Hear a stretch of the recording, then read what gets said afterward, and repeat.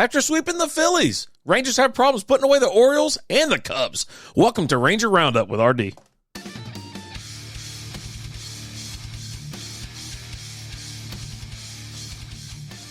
Welcome to the Ranger Roundup, part of Strikeout Beer Podcast. I'm Rapid Dave, your host. And, of course, we're talking Rangers, right? My goodness. I had, not that I had like overhype and over the top false hope or whatever you want to call it, but, welcome back to reality. Texas Rangers hosted a 3-game set with the Orioles. Lost the first one 2-0. Lost the second one 7-2. And then they finally squeaked one out on Wednesday, 5-2. Great, right? Listen, everything's bound to come back around. It's the Rangers. I know. But it's so great to see them play in April. And then they had to travel, right? They went up to Chicago to face the Chicago Cubs. Game 1 on Friday, April 7th. They lost 2-0. Got shut out. And then the Cubbies put 10 on them, 10-3. Rangers bounced back on Sunday afternoon, 8-2, to at least grab one win out of both of the series with the Orioles and the Cubs, bringing their record to 5-4. Now, they are at the top of the AL West, so after week 2, they're still on top, baby. They are tied with the Angels. Right now, the Rangers are 5-4 with a .556 percentage winning, a 4-2 at home, 1-2 on the road. And then obviously the last 10 games they have posted here, only played 9 games, but they're 5-4. The Angels are really good on the road, not that great at home, and like I said, they are tied right now with the Rangers. Now, after watching a couple games and really taking it in, the ups and downs is what gets you. So I don't know if they're facing just very difficult pitchers or they're inconsistent with just hitting, right? But let's pause real quick because you know what I'm going to have right now. I'm going to have me just a nice little cold beverage to get the night going. We got Dogfish Head, Slightly Mighty, low-cal IPA. I'm trying to keep that figure down just a hair. We got 95 calories, 3.6 carbs. All right, let's give it a crack. There we go. It's a good crack. Now, this is Dogfish Head's super low-cal, low-carb IPA. It's quite tasty. It holds up. I've seen people kind of bash it in the past, but for me, I really enjoy it. It's a little citrusy, nice clean finish, not too bad, not too heavy. It goes well if you're trying to live that low carb life. Very good, very good. So after catching up on the Rangers, I was out of town, but I was trying to catch them as much as I could.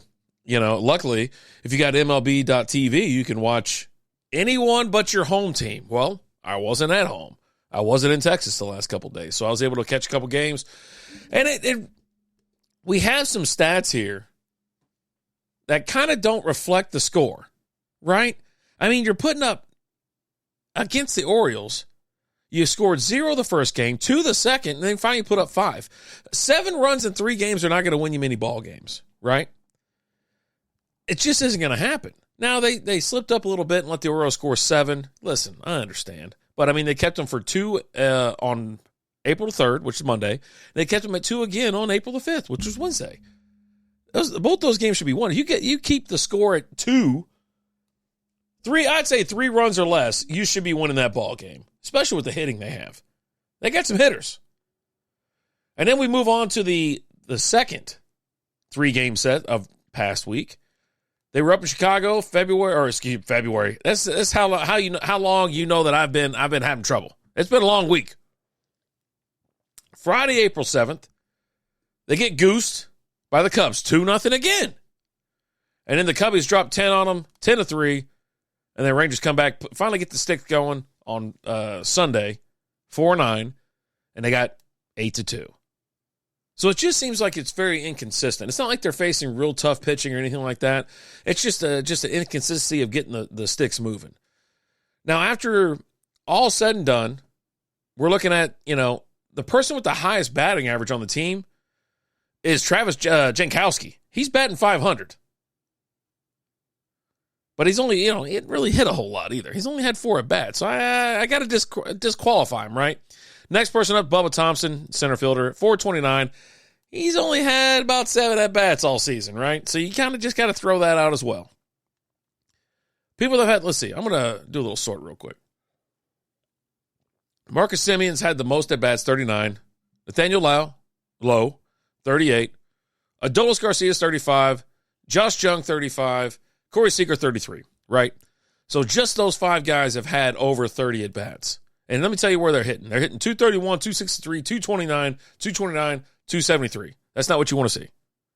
It's not bad. It's just not great. It's just not going to get it done is what it is. So, let me go back. Now, with the OPS numbers, they're still looking good. You'd like to have them as high as you can get them, obviously. And Bubba Thompson has 1.429. Then you got Jankowski, 1.350. Those are only 2 that are above. But, again, they've only had a couple of bats. You can't count that.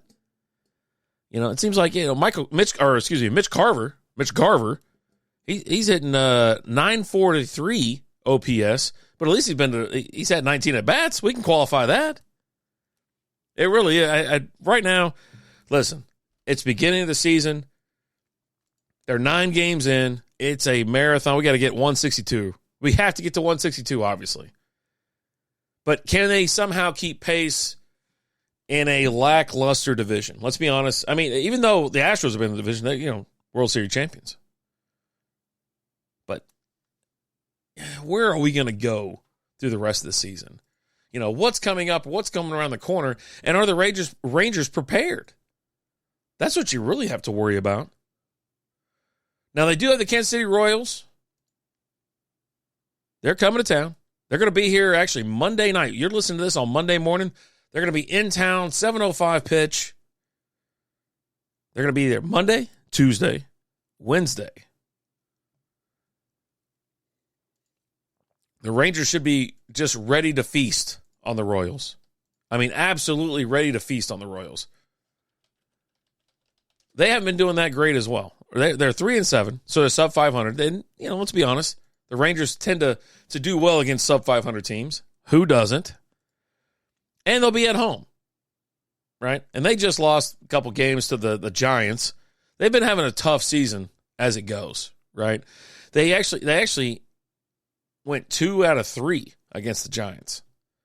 But, the Blue Jays just took them to the shed, beat the hell right out of them. So, I mean, that's something to kind of keep a look at on the horizon. Now, let me give you the rundown for this week. I already mentioned the Royals. And then we have the hated Astros. They're going to be here Friday, Saturday, and Sunday.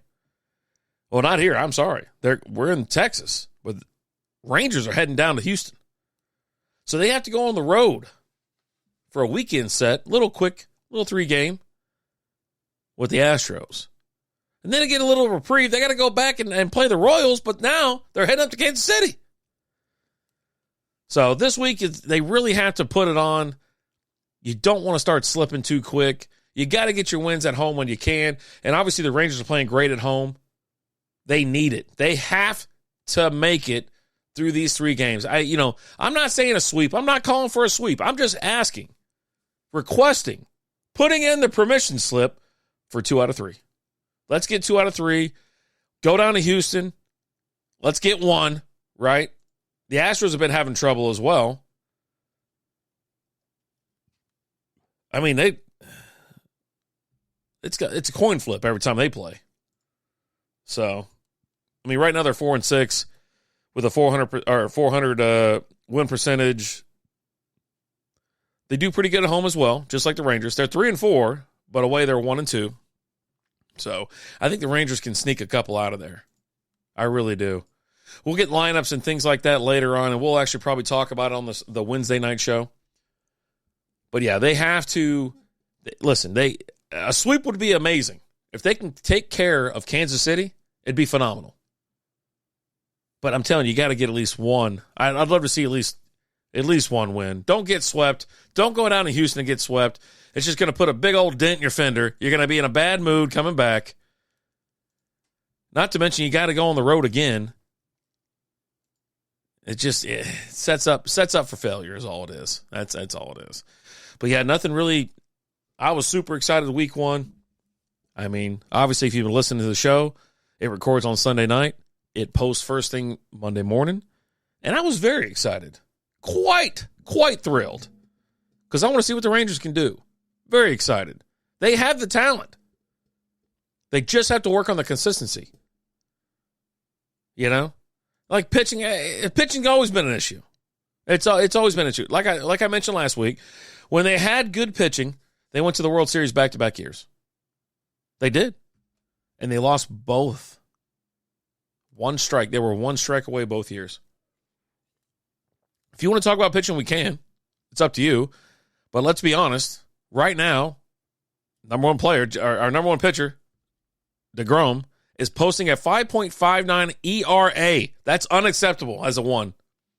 Evaldi, 4.22.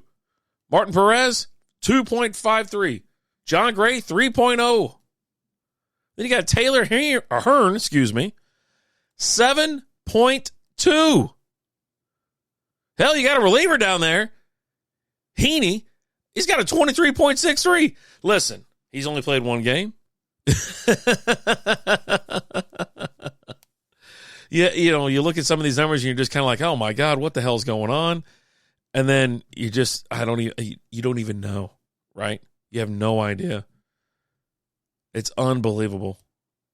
It really is. These numbers will jump up. It's still so early in the year. That's why I don't get too excited about it.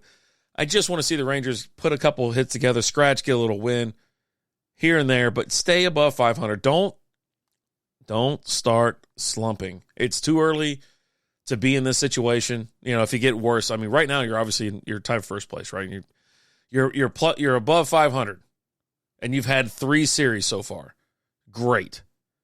I remember when they won opening day. I got a text from Alan saying, "Hey, guess what? Rangers have been the first time above 500 since 2021 or something." I was like, "Oh my goodness!" I could not believe it, but I wasn't shocked. Again, we're having Slightly Mighty by Dogfish Head. This is our low-cal, low-carb IPA. It's quite tasty. Quite refreshing. This is a summer beer if you want just a little extra. You don't want to go light. Not a sponsor. Just want to say that. So the Rangers have a tough week ahead of them, but completely doable. We're going to recap one more time. Rangers are going to be heading, or actually they're home. I don't know why I keep saying heading. Rangers are at home Monday, Tuesday, and Wednesday. Royals are in town. They take Thursday off, head down to Houston. It'd probably take them a day to get down there anyway. Traffic sucks in Houston. Rangers play Houston Friday, Saturday, and Sunday. Now, I don't know why Sunday's game is at 6:08. It must be the game of the week on ESPN, because otherwise the Rangers play at 2:05 on Sundays, unless they're out of town, which they are out of town, but it's still Central Time Zone. So it must be an ESPN game of the week. I can't wait to sit down, watch this game, because it's going to be nationally televised. Looking forward to it. The other way I have to watch the games is either through, I got to log in. I can go check something out, or I'm watching Big Inning on MLB TV. So let's get out of here. Have yourself a great week. Don't miss Strikeout Beer, 7 p.m. Central Time, wherever you stream your podcast. If you want to catch the video live, YouTube, Twitter, Facebook, Twitch. We're everywhere. And again, go Rangers. Y'all have a good week.